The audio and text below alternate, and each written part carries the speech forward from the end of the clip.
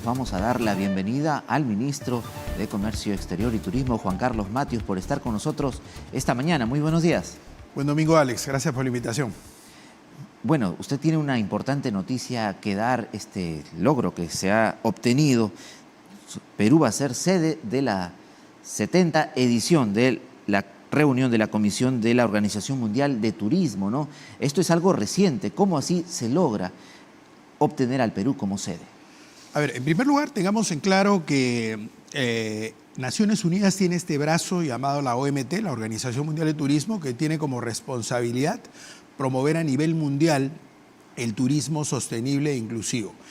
Tiene reuniones anuales, la última ha sido el 27 y 28 de junio, donde participó nuestra viceministra de Turismo, Madeleine Burns, hizo una exposición en uno de los paneles principales, y la directora de Políticas de Desarrollo Turístico, Isabel Mendoza.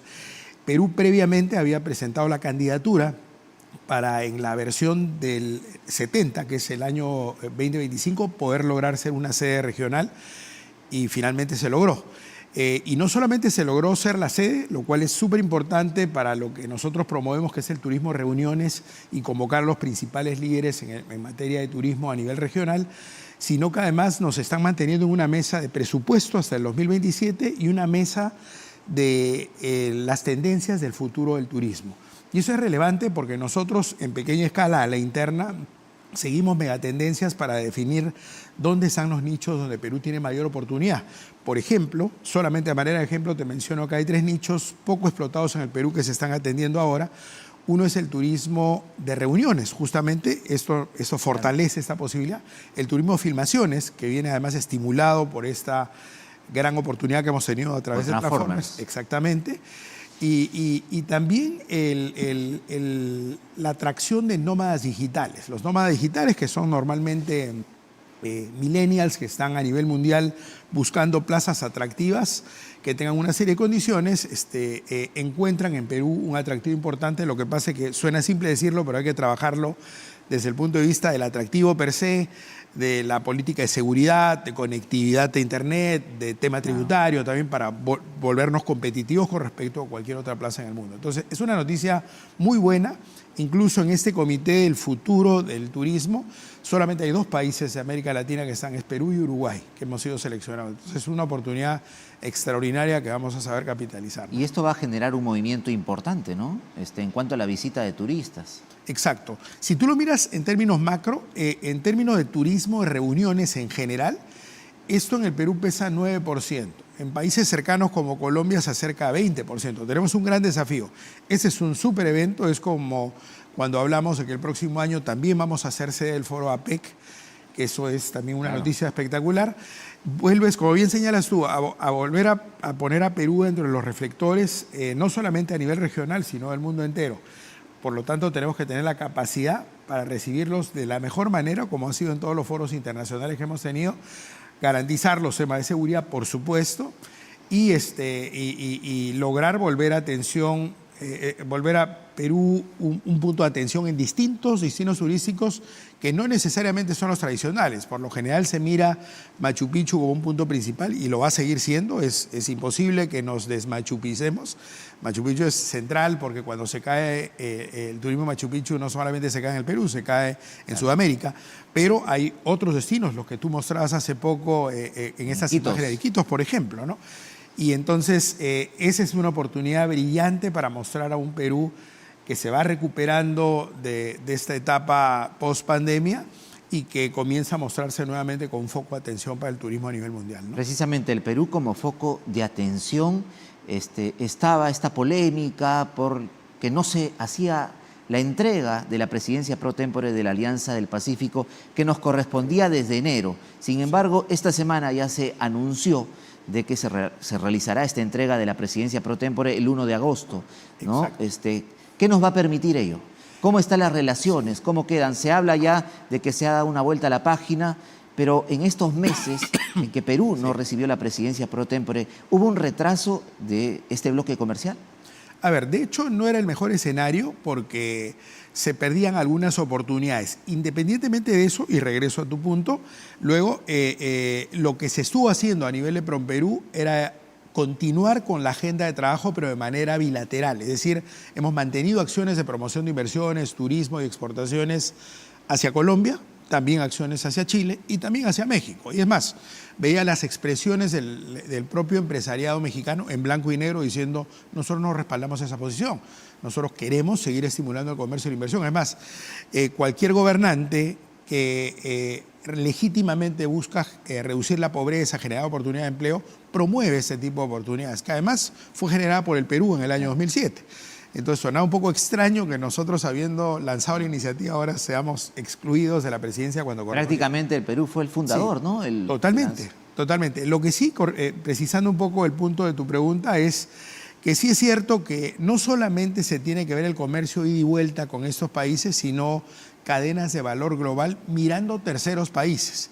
Y ese tipo de oportunidades es la que se perdió un poco en esta turbulencia que hubo estos meses, que afortunadamente ahora ya se está corrigiendo. Es decir, ¿por qué no pensar en que para vender al mercado europeo, si Perú es fuerte en polos de algodón, es decir, confección de punto, y confección plana, como la tiene Colombia, puede permitirte una camisa, un jean y vender empatados una oferta al mercado europeo? O por qué no vender productos agrícolas que por estacionalidad somos complementarios con Chile y con Colombia, y vender entre los tres, o México también, al mercado chino. Ese tipo de oportunidades, que se llaman cadenas globales de valor, también se explotan, y este marco de la Alianza del Pacífico ayuda a eso, y por lo tanto ponerle esa turbulencia en el medio nos complicó promover ese tipo de iniciativas. Ahora se recupera, ¿no? Ahora se recupera, se habla de una nueva etapa de la Alianza del Pacífico, luego de estos 6 meses algo no tan buenos, pero sin duda, ¿a dónde va a apuntar la presidencia pro tempore de nuestro país, no?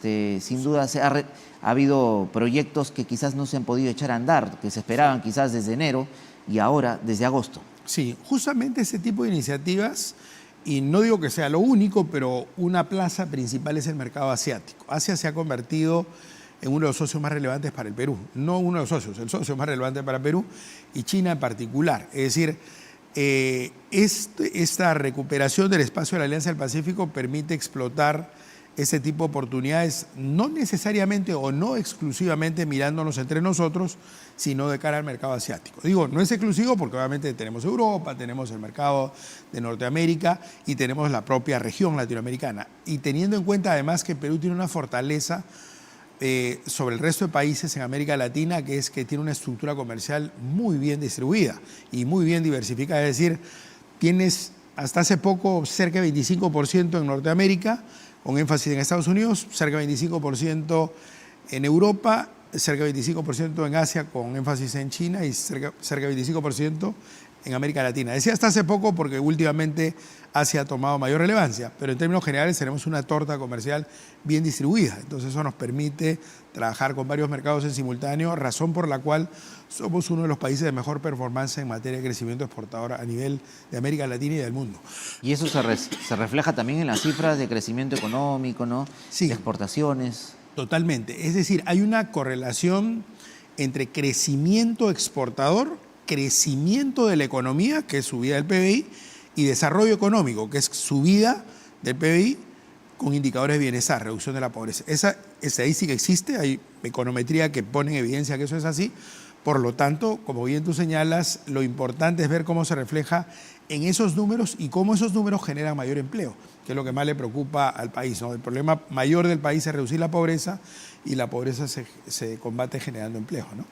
Uno de los sectores más golpeados por la pandemia, también por los casos del niño costero, ha sido el sector turismo, ¿no? Sin duda. Sin embargo, se viene tratando de reactivar este sector a través de estos fines de semana largos, ¿no? Sí. Hace muy poco, San Pedro y San Pablo. Exacto. ¿Cómo vamos en torno a la reactivación del turismo? Y se viene ya dentro de poco las fiestas patrias. Exacto. A ver, el turismo interno, que es al que estás haciendo alusión, pesa más o menos 55% del total del turismo. Obviamente el resto es el turismo del exterior hacia acá. En el turismo interno las noticias son saludables, es decir, en términos gruesos, si el año pasado, 2022, se llegó más o menos a 27 millones de viajes, no viajeros, sino viajes, En este año estamos aspirando a superar los 34 millones.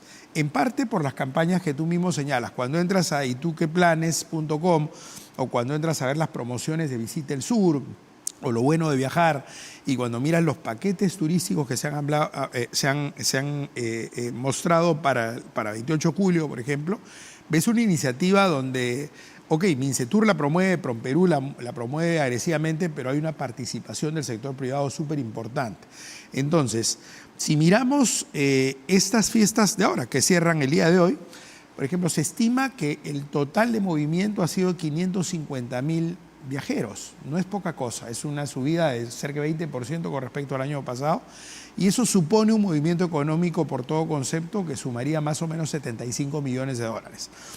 Si miras San Juan, que acaba de pasar, que ha estado full, que lo mostrabas en parte del video, porque Iquitos fue evidentemente una de las zonas más atractivas, también hubo un movimiento importante y un crecimiento con respecto a la versión del año pasado. Entonces, se movieron 100.000 visitantes aproximadamente, la mayoría obviamente locales, pero mucho de turismo de Lima y otros puntos del país, y un porcentaje menor de turistas del extranjero que también vino. Pero eso no es casual, son promociones que no solamente tienen que ver con los fines de semana, sino que en el caso, por ejemplo, del Inti Raymi, tocando otro ejemplo, Promperú estableció un acuerdo con una productora norteamericana por primera vez en la historia, que ha venido al Inti Raymi a filmarlo y lo está pasando en 10 canales de señal abierta en Estados Unidos en espacios de minuto y medio, 2 minutos. Lo que te quiero decir es que no es gratuito, hay un esfuerzo promocional permanente del Estado y se suman las empresas con ofertas y promociones importantes. Este esfuerzo también es lo que permitió hace unos años la filmación de Transformers, Sí. ¿no? Y que se espera un impacto que todavía se empezará a notar con fuerza el próximo año, ¿no? Luego del estreno de esta película de Hollywood, ¿no? Correcto. Nosotros hemos tenido reuniones incluso en todo el proceso a través de Promperú y personalmente con la gente de Paramount, que es la compañía norteamericana que monta esta película. Ellos estiman que se va a llegar a nivel mundial a cerca de 150 millones de personas que van a visitar la película. Es decir, no es una película de un segmento particular, sino es masiva, ¿no? Y en el Perú se hizo una estimación de que se podía llegar a 3 millones de visitantes, y el indicador primero que se usa es el día de lanzamiento, que fue el 7, y el primer fin de semana. En ese lapso se superó el millón. Hoy día estamos sobre los 2 millones, con lo cual vamos a superar los 3 millones, con lo cual se volvería una de las 4 películas más taquilleras. ¿Eso por qué es relevante? Porque si tú miras estadística mundial, que también se va a discutir en este foro, la OMT, 1 de cada 10 visitantes a un país lo hace porque se enamoró del destino a través de una película. Entonces, es súper relevante. Y yo, para sorpresa mía, incluso a pesar de ser responsable del sector, más pega cuando es una película que cuando es una serie, porque Perú también ha estado en series que ha tenido un efecto, La Reina del Sur, por ejemplo, pero la película es súper relevante. Y como bien dices, ese año y el siguiente va a tener un impacto Ahora, importante. se hablaba de una nueva película, ¿no?, que se grabaría en nuestro país, Paddington en Perú, del Osito, ¿no?, que también Sí. ha logrado bastante captación. Sin embargo, ya ahora hay cineastas que están criticando que no se han dado las facilidades, que ahora el 80% de la película se grabaría en Colombia por temas principalmente de impuestos. ¿Es eso cierto? Es correcto, es decir, nosotros justamente, y lo estamos viendo al interior del Consejo de Ministros y ha sido muy bien acogido, estamos explorando el cómo convertirnos competitivamente en una plaza de filmaciones, así como te hablé de los nómadas digitales y de los turismo reuniones, de turismo filmaciones. ¿Eso qué implica? Destinos paradisíacos o locaciones. El mismo Paramount lo ha expresado a nivel mundial, que Perú es espectacular con esos términos. O sea, por ahí ganamos a muchos, ¿no? Gastronomía, creo que no hay mucho que discutir al respecto. Somos el número 1 a nivel mundial o uno de los primeros, dependiendo de con quién queramos compararnos. El tema de conectividad es un tema a trabajar, o sea, tienes que tener acceso a internet, con lo cual reduces tus plazas, porque hay plazas en el país lindísimas que no tienen acceso a internet o conectividad a nivel de carreteras, etcétera, etcétera, ¿no? Lo otro es seguridad turística y seguridad en términos generales, que eso hay que seguir trabajando. Ha funcionado bien hasta ahora, pero siempre es una amenaza cuando hay agitaciones sociales y tal. Y lo otro, que bien lo señalaste tú, es el tema tributario, es decir, nos decía la propia gente de Paramount, estamos filmando acá y somos una empresa que tributa afuera. Si además viene tu institución tributaria a cobrarnos, ya no resulta tan atractivo. Entonces, por más paradisíaco que sea tu sitio, comienzo a ver otras locaciones. Y si bien esta serie, este capítulo se llama Paddington en el Perú, y van a haber filmaciones en el Perú, que esperemos que sea lo más posible, están buscando reemplazar algunos tramos de la filmación en Colombia por un tema tributario. Eso es verdad, obviamente se está trabajando, eso es un tema de historia y estamos trabajando ahora en cambiar esa posición para que Perú sea competitivo en estos segmentos de mercado. Claro, en este caso necesitaría un tratamiento especial al tratarse de películas que Sí. finalmente van a traer una retribución al país. Totalmente. Porque promueven nuestros destinos, ¿no? Totalmente, es decir, un tema de costo-beneficio, ¿no? Es decir, estás sacrificando un ingreso tributario a corto plazo, pero tú puedes calcular cuánto impacto tienes, incluso de tributación futura, de generación de puestos de trabajo directos e indirectos, efecto multiplicador en la economía, de reactivación pura del turismo, claramente. Entonces, obviamente hay que sustentarlo con números y obviamente tengamos en cuenta, el MEF siempre es un aliado para nosotros y actúa siempre exactamente como lo que es un aliado, es decir, trata de contribuir y respaldar ese tipo de iniciativas. Obviamente el presupuesto es limitado y obviamente es un país que tiene una serie de prioridades en términos de salud, de educación, de infraestructura básica, ¿no? Claro, y por ejemplo Colombia